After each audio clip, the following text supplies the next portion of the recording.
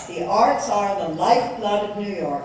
They drive us, they inspire us, and they attract tens of millions of visitors to our theaters and museums every year, supporting jobs and generating revenues for a wide range of businesses.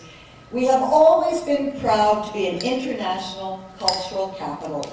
And tonight's presentation of the 2011 Dorothy and Lillian Gish Prize is another testament to the incredible vitality of the arts in our great city.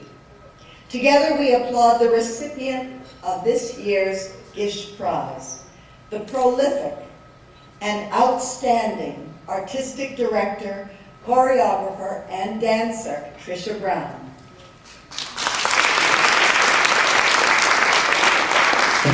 Whereas, thanks to Trisha Brown and all the performers who follow in her footsteps, New York's creative spirit remains strong, and we look forward to welcoming to our city even more of the artists who aspire to the excellence that the Gish Prize celebrates every year.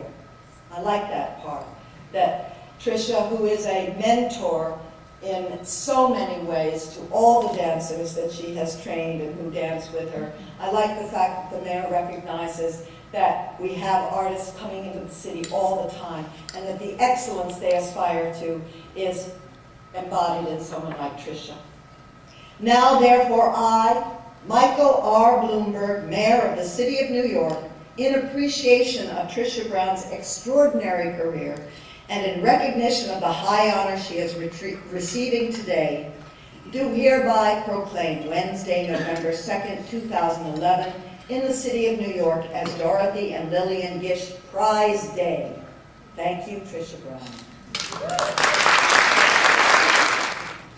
Our first speaker today, Jennifer Tipton, is an internationally recognized lighting designer and, by the way, recipient of the 2001 Gish Prize.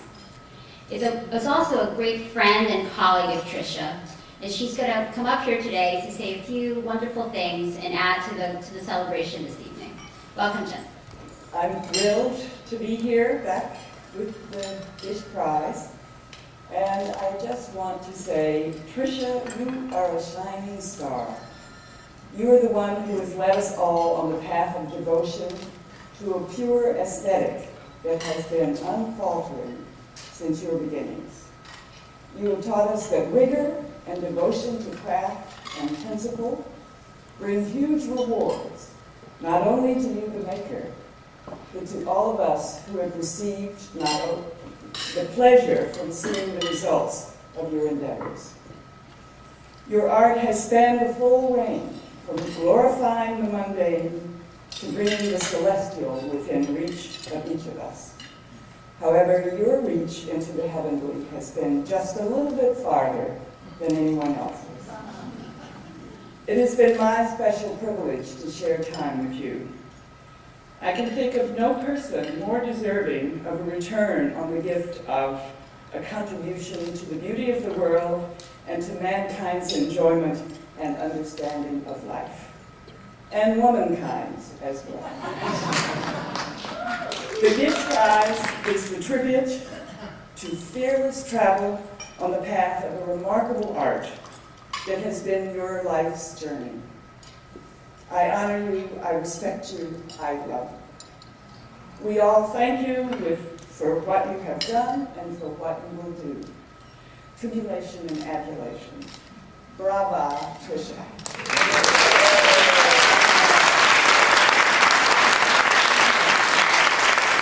And now it is my honor to introduce to you the director of the Whitney Museum, Adam Weinberg. Good evening. 10 years ago, when I was director of the Addison Gallery of American Art, we presented the exhibition Trisha Brown, Dance and Art and Dialogue, 1961 to 2001. It was an exhibition spearheaded and beautifully curated by Hendel Teicher that traveled to museums in Seattle, Houston, and New York.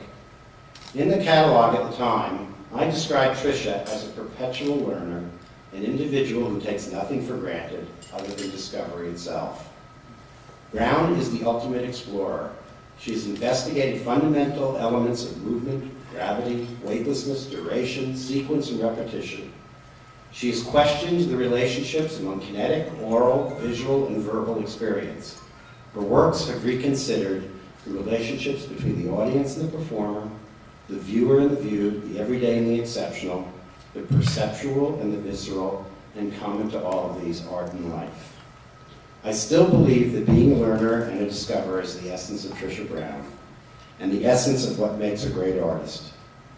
More than that, it's what makes art matter so much in our lives, what makes art indispensable, and artists so essential to our world. A true revolutionary and radical innovator, Trisha Brown exemplifies artistic courage, alive and open to exploration and collaboration, willing to learn from others, from process, from looking deeply into self. This is what Trisha teaches us. This is who she is. Willingness is everything.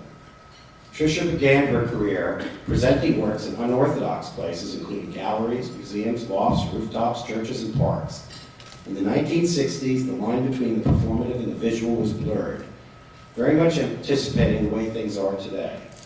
And Brown's concerns were closely aligned with those of visual artists, including her frequent collaborator, Robert Rauschenberg. I love Trisha's quote about Rauschenberg. "I make order out of chaos. Bob makes chaos out of order. Chaos is where we meet." Later, Trisha invited visual artists including Fujiko Nakaya, Donald Judd, Nancy Grace, and Terry Winters to join her in collaborative creation of works for the stage. Her collaborations became as legendary as her risk-taking. In an essay called Gravity's Rainbow, art historian Maurice Berger noted, "The powerful humanity of Brown's dances is born of their deeply humanistic understanding of life and art, a humanism bounded by an unwavering respect for the body and the limits and changes imposed on it by gravity." We at the Whitney are particularly proud that the museum has played an important role in the trajectory of Trisha Brown's career. By presenting her so-called equipment cycle pieces in 1971, the museum effectively repositioned the rogue aspect of the work, which had been presented until then in Soho streets, lofts, and on rooftops, and allowed it to be viewed as an organic continuation of work that was being explored by visual artists, musicians, dancers, and performance artists.